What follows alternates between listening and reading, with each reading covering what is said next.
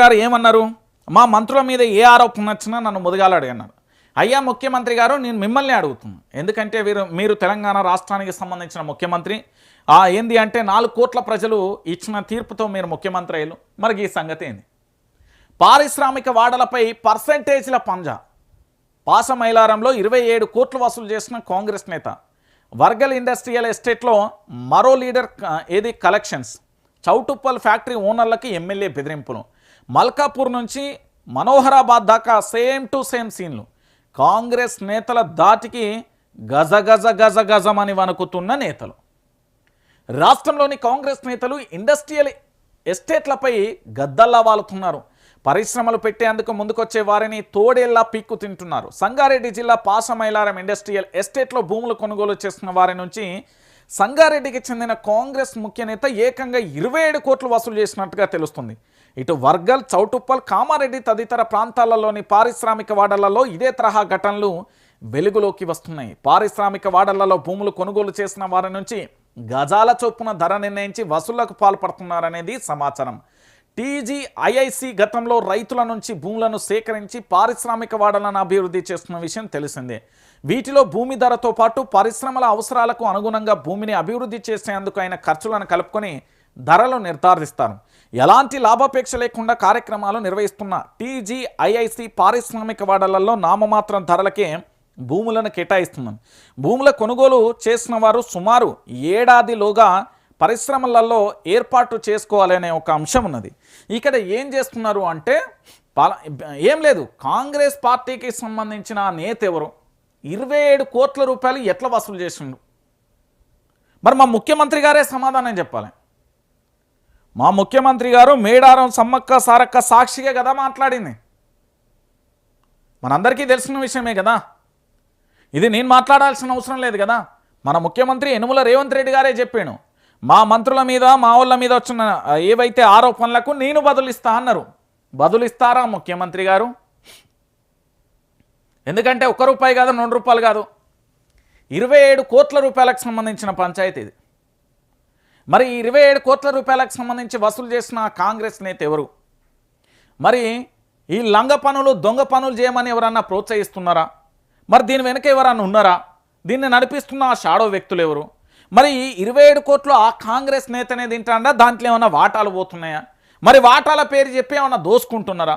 దోసుకొని ఏమన్నా దాచుకునే ప్రయత్నం చేస్తున్నారా? ఆ రియాలిటీ ప్రజలకు చెప్పమని నేను అడుగుతున్నా. దానికి లేదు. ఇక మంత్రులు, మా ఊరి మంత్రులు, మా మంచి మంత్రులు ఇంకేడ దొరకరు చూడు అన్నట్టుగా ఉన్నది తెలంగాణలో. మంత్రులు ఊళ్ళల్లో అడుగుపెట్టుడే పాపం. మంత్రులు పలానా అభివృద్ధి కోసమని అడగడమే పాపం. ఏమైపోతున్నది? మంత్రులకు సంబంధించి ఇట్లా అడుగు పెట్టంగానే కయ్యం బియ్యం అంటున్నారు ప్రజలు, రంకెలేస్తున్నారు, యుద్ధానికి దిగుతున్నారు. ఎందుకో తెలుసా? చూడురి మీరే.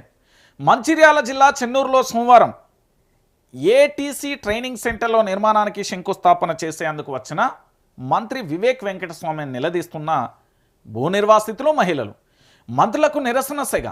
చెన్నూరులో వివేక్ను కలిసి నిలదీసిన ఏటీసీ భూ నిర్వాసితులను గ్యారంటీలేవి, ఇంద్రమ్మ ఇల్లులు ఎక్కడ? మంత్రి వాకటి శ్రీహరిని ఘోరావు చేసిన మహిళలు. దవాఖానా తరలింపుపై ఎమ్మెల్యే నాగరాజును అడ్డగింత, వర్ధన్నపేటలోనే ఉంచాలని ఆందోళన. గెలిచినాక 2 ఏళ్లకు మేము గుర్తొచ్చామా? ఎమ్మెల్యే మురళీ నాయక్ను ఏటిగడ్డ తండా ప్రశ్న. ఇక అర్థమైందా? ఇది నేను చెప్పే అంశం కాదు, ప్రజలు అడుగుతున్న విషయాలు. ఇక చూడుర్రి, కాంగ్రెస్ పార్టీకి సంబంధించిన మంత్రులైనా, కాంగ్రెస్ పార్టీకి సంబంధించిన ఎమ్మెల్యేలైనా గ్రామాలలోకి పోవాలంటే గజ గజ గజ గజమని వనికే పరిస్థితులు వచ్చాయి. ఎందుకు అనేది కూడా మీరే చూడుర్రి. ఇగో చెన్నూరులో మంత్రి వివేకు, దాంతోపాటు శ్రీహరిని, దాంతోపాటు ఇక్కడ నాగరాజును, దాంతోపాటు ఇక్కడ మురళీ నాయకును అడుగుతున్నారు. ఏమని అడుగుతున్నారు? ఫస్ట్ క్వశ్చన్ చూడు, మీ గ్యారంటీలు ఏవి? ఇందిరమ్మ ఇల్లులు ఎక్కడ? వీళ్ళు ఇచ్చిన 6 గ్యారంటీలు, 13 అంశాలు, 420 హామీల గురించే అడుగుతున్నారు.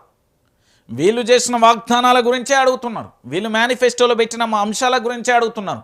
వీళ్ళు ఏవైతే వీళ్ళు చెప్పిల్లు కదా, ఖురాన్, బైబిల్ సంబంధించి ఎట్లయితే భగవద్గీత అని ఎట్లయితే చెప్పిలో వాళ్ళ మేనిఫెస్టోను, ఆ మేనిఫెస్టో సంగతి ఏందని అడుగుతున్నారు. గ్యారంటీలు ఎక్కడా, ఇందిరమ్మ ఇల్లులు ఎక్కడా, మన నష్టపరిహారం ఎంత ఎక్కడా, భూ నిర్వాసితులు, నువ్వు దావకాన ఎట్లా ధరలిస్తావు బిడ్డ అని నాగరాజును, నీకు ఇన్ని రోజులు గెలిచిన తర్వాత ఇప్పుడు మున్సిపల్ ఎన్నికలు వస్తాయి కాబట్టి ఇప్పుడు గుర్తొచ్చినామని ఈ ఏటిగడ్డ తండా ప్రశ్న ప్రజలందరూ అడుగుతున్నారు, నిలదీస్తున్నారు, ప్రశ్నిస్తున్నారు, పోరాడుతున్నారు, నేతలతోని ప్రశ్నిస్తున్నారు, అడుగుతున్నారు వాస్తవాలు ఏంది, అవాస్తవాలు ఏంది, ఏం జరుగుతున్నది తెలంగాణలో, ఏమైపోతున్నది తెలంగాణలో, ఎట్లా తెలంగాణ ఏంది పరిస్థితి అని అడిగే ప్రయత్నం చేస్తున్నారు.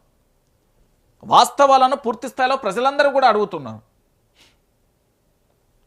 రియాలిటీ ఏంటి, ఏం జరుగుతున్నది, ఏం కథ అనేది అడుగుతున్నారు.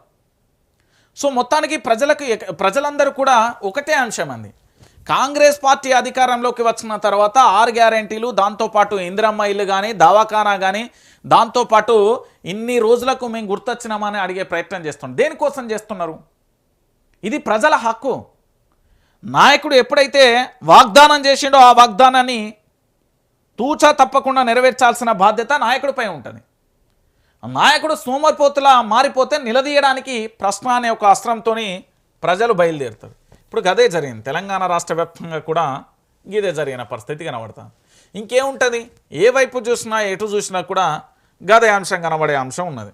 ఇంకేముంటుంది, ఏం లేని పరిస్థితి కనబడుతుంది. ఇక దాంతోపాటుగా ఇంకొక అంశం, జెండా